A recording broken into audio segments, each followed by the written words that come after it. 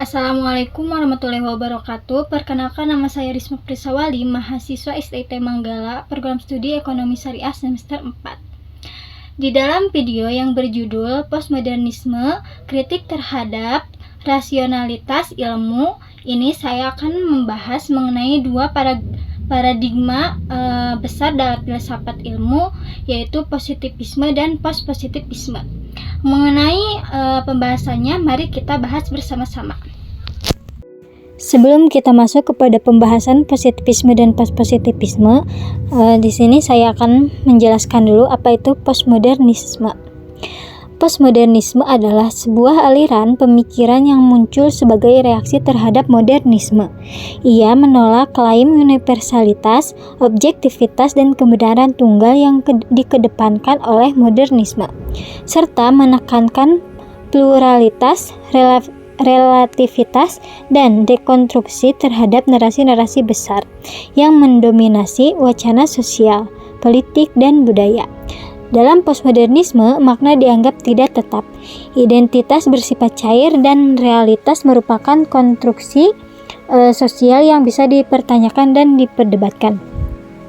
Jean-François Lyotard, salah satu tokoh sentral postmodernisme, dalam bukunya The Postmodern Condition, A Report on Knowledge, menyatakan bahwa postmodernisme adalah incredulity toward metanarrative, atau ketidakpercayaan terhadap narasi besar yang mengklaim kebenaran universal. Sekarang kita masuk kepada pembahasan positivisme. Positivisme adalah aliran filsafat yang berpandangan bahwa satu-satunya sumber pengetahuan yang valid adalah pengetahuan yang berasal dari fakta empiris yang dapat diamati dan diverifikasi secara ilmiah. Positivisme menolak spekulasi metafisik dan menekankan bahwa pengetahuan yang sah harus dapat diuji secara metode ilmiah. Dalam pandangan positivisme, ilmu merupakan upaya sistematis untuk menjelaskan fenomena berdasarkan hukum-hukum alam yang dapat diuji secara empiris. Ilmu harus bersifat objektif, bebas nilai, dan berfokus pada deskriptif serta penjelasan hubungan sebab akibat melalui generalisasi. Auguste Comte sebagai pelopor positivisme menyatakan bahwa ilmu seharusnya hanya berurusan dengan fakta dan hubungan antara fakta, bukan dengan hakikat realitas di luar pengalaman.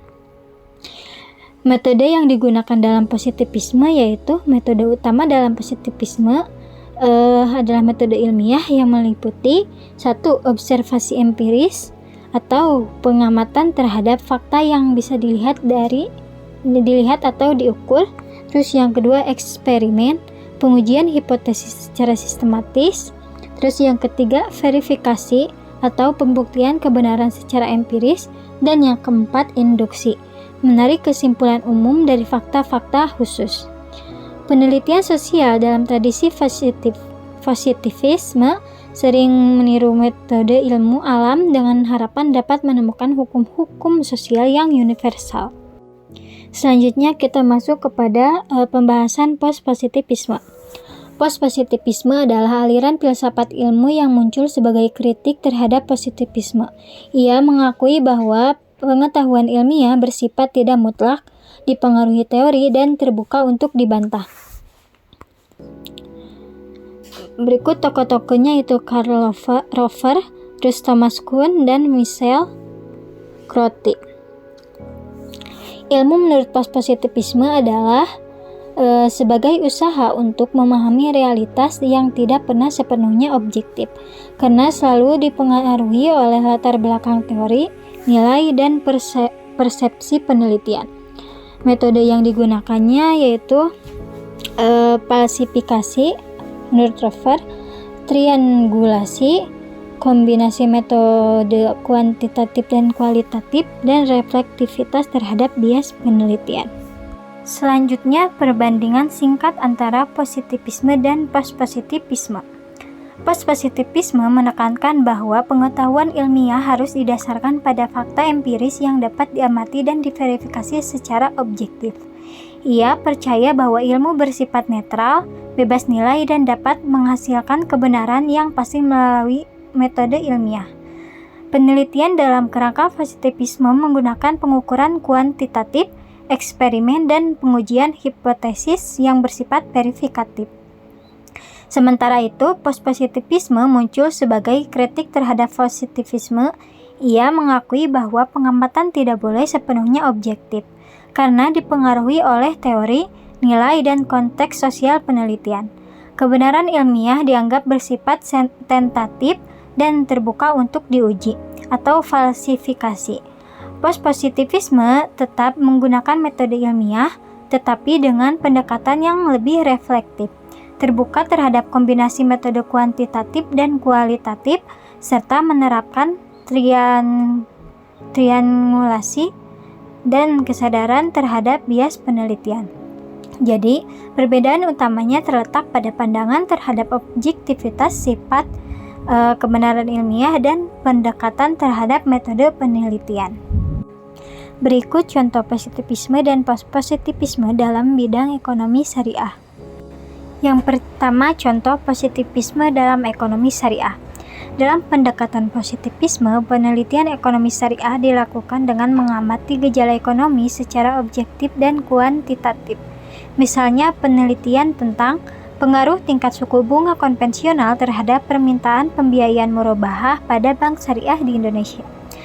Peneliti mengumpulkan data sekunder berupa tingkat suku bunga konvensional, jumlah pembiayaan murabahah bulanan, dan inflasi dan kurs sebagai variabel kontrol. Metode yang digunakan yaitu pendekatan kuantitatif, regresi linier berganda, uji statistik, uji T, uji F, koefisien determinasi atau R⁻². Data time series dari OJK, Bank Indonesia atau BPS. Tujuan penelitian adalah untuk menguji hubungan kausalitas dan membuat generalisasi hukum ekonomi yang berlaku dalam konteks syariah. Karakteristik yaitu objektif, netralitas peneliti, fokus pada pengujian hipotesis, hasil dapat diuji ulang. Selanjutnya yaitu contoh postpositivisme dalam bidang ekonomi syariah. Dalam pendekatan postpositivisme, peneliti menyadari bahwa fakta ekonomi syariah tidak lepas dari nilai agama, budaya, dan interpretasi sosial. Misalnya, pemaknaan masyarakat muslim terhadap keberkahan dalam penggunaan produk bank syariah di daerah pedesaan. Peneliti ingin mengetahui alasan sosioreligius masyarakat memilih layanan keuangan syariah, meskipun secara ekonomi produk syariah terkadang lebih mahal atau kurang kompetitif. Metode yang digunakan yaitu metode gabungan kuantitatif, survei, dan kualitatif wawancara mendalam. Terus triangulasi data dan sumber. Terus yang selanjutnya analisis tematik dan interpretatif. Terus refleksivitas peneliti menyadari dan menjelaskan bagaimana nilai pribadi dan konteks sosial memengaruhi penelitian. Tujuan utamanya bukan hanya menguji hubungan antar variabel, tetapi memahami makna dan kompleksitas perilaku ekonomi dalam konteks syariah. Setelah kita membahas postmodernisme, terus apa itu positivisme dan postpositivisme, lalu contoh-contoh postpositivisme dan postpositivisme dalam bidang ekonomi syariah, sekarang kita masuk ke kesimpulan. Jadi kesimpulannya yaitu positivisme memandang ilmu sebagai sesuatu yang objektif, netral, dan berdasarkan fakta empiris. Pengetahuan dianggap pasti jika dapat diukur, diuji, dan dibuktikan secara statistik. Dalam ekonomi syariah, pendekatan ini digunakan untuk menguji hubungan antar variabel dengan metode kuantitatif seperti regresi dan analisis data sekunder. Sementara itu, postpositivisme mengakui bahwa ilmu tidak pernah sepenuhnya netral.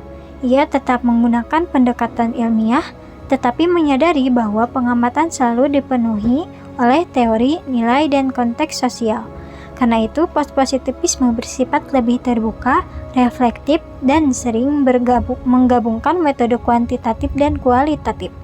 Jadi, positivisme fokus pada kepastian dan generalisasi, sedangkan postpositivisme lebih menekankan pemahaman mendalam yang bersifat kritis dan kontekstual. Keduanya sama-sama penting dan dapat digunakan sesuai dengan tujuan dan karakter penelitian.